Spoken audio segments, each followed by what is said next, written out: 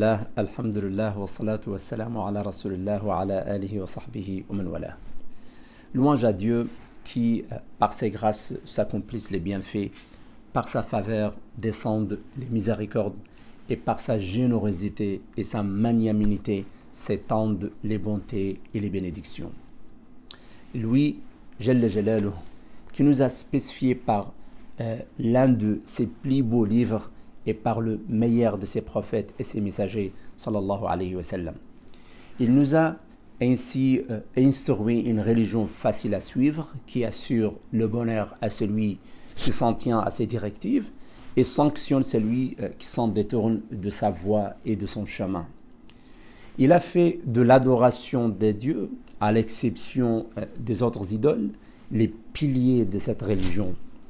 Afin de le réaliser comme il se doit, il nous a prodigué et enseigné les moyens d'y parvenir, nous a recommandé de les suivre et nous a incité à en faire le maximum afin de mériter ce que Dieu nous a réservé comme paradis dont largeur est comme la largeur du ciel et de la terre et qui contiennent ce qu'aucun œil n'a jamais vu, ni qu'aucune oreille n'a entendu, ni que jamais passé à l'esprit d'aucun être humain. En contrepartie, il nous a interdit de suivre les voies et les chemins qui nous éloignent de la soumission à la volonté de Dieu et nous a amplement mis en garde. La prière et la paix à l'envoyer comme miséricorde aux univers, la bienfaisance donnée en offrande et la bénédiction octroyée, sallallahu alayhi wa sallam. Sallallahu alayhi wa sallam. C'est lui qui nous a laissé sur la voie de la restitude dont personne n'en dévie que le perdu ou le négligent. Ahibati fillah,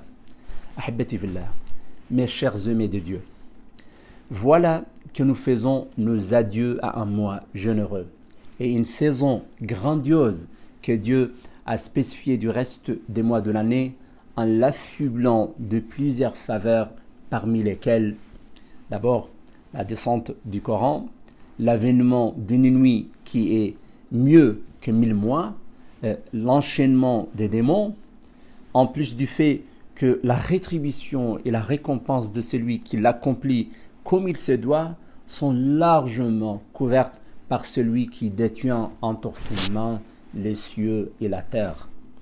Ainsi, nous avons passé au cours de ce mois généreux des moments chargés que nous avons meublés par la psalmodie du Coran, des veillées nocturnes en prière, des dépenses pour la cause de Dieu, et ce, dans une ambiance conviviale d'humilité que nous n'avons pas vécue en dehors de ce mois généreux. Nous nous accueillons après cette ambiance de faveur religieuse, Eid al-Fitr, que Dieu nous a presque donné après ces intenses activités d'obéissance et de proximité. Et entre ce dont nous faisons nos adieux et ce que nous nous apprêtons à célébrer, nos consciences sont partagées entre sensation de tristesse et de joie. Oui, sensation de tristesse et de joie. La tristesse d'avoir perdu ce mois sacré et la joie d'accueillir bien sûr le mois de l'Aïd. Y a-t-il un moyen d'alléger cette sensation mitigée et partagée que nous éprouvons au fond de nous-mêmes, de sorte que nous sommes capables de célébrer l'événement de l'Aïd comme il se doit. Oui, comme il se doit.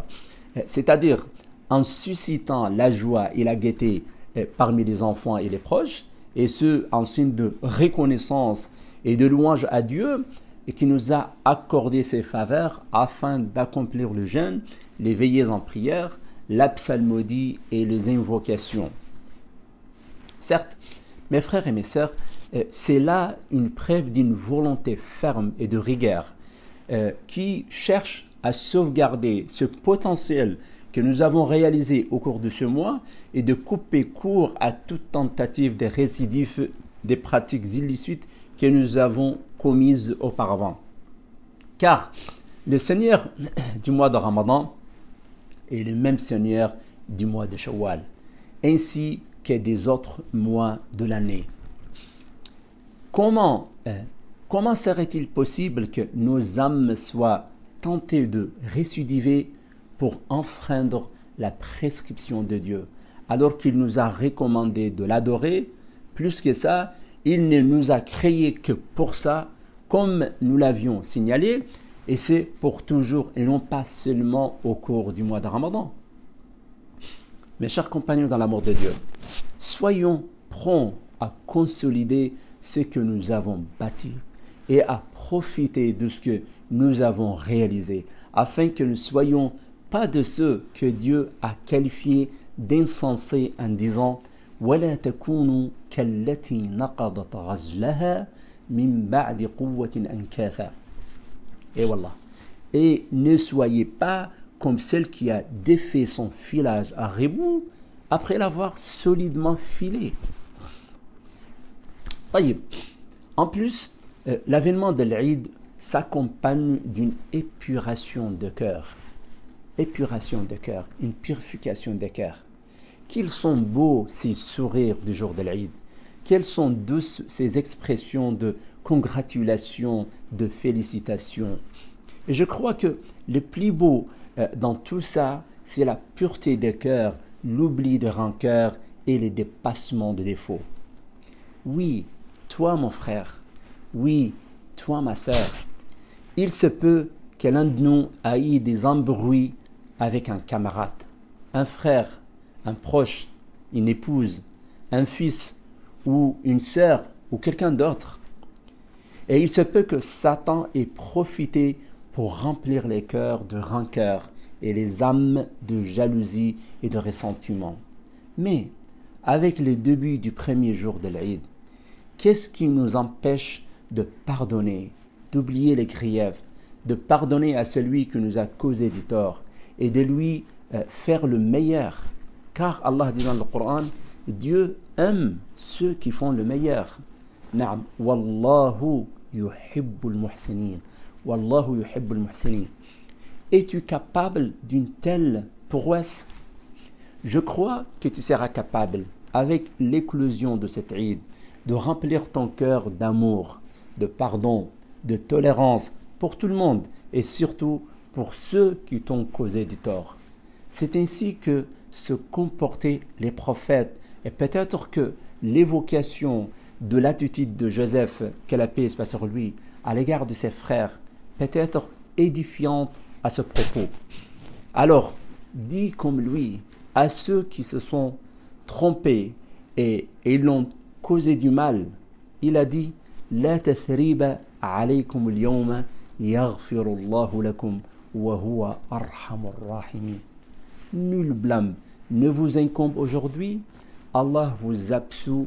Il est le miséricordieux des miséricordieux. Jalla jalaluh. Taïb, en conclusion, mes frères et mes sœurs, c'est aujourd'hui un jour de fête, au cours duquel la joie est recommandée. Propagez-la en vous-même et parmi vos proches, dans vos maisons et parmi les voisins et vos amis, afin que tout le monde sache que notre religion comporte une marge de détente qui offre aux âmes la possibilité de se régénérer et de se ressourcer, afin de continuer sa tâche primordiale qui est celle d'adorer Dieu dans son unicité. Allahumma naddar wujuhana yawma tabyaddu wujuhun wa taswaddu ukhra. Allahumma thabbitna ala dinina wa waffiqna li kulli khayrin ya rabbal alamin. Oh Allah, embellis nos visages le jour où des visages seront blanchis et d'autres sont noircis. Oh Allah, renforce notre attachement à ta religion et facilite notre accès à tout bienfait. Allahumma amin, Allahumma amin. عيدكم مبروك سعيد وكل عام وأنتم بخير والسلام عليكم ورحمة الله تعالى وبركاته.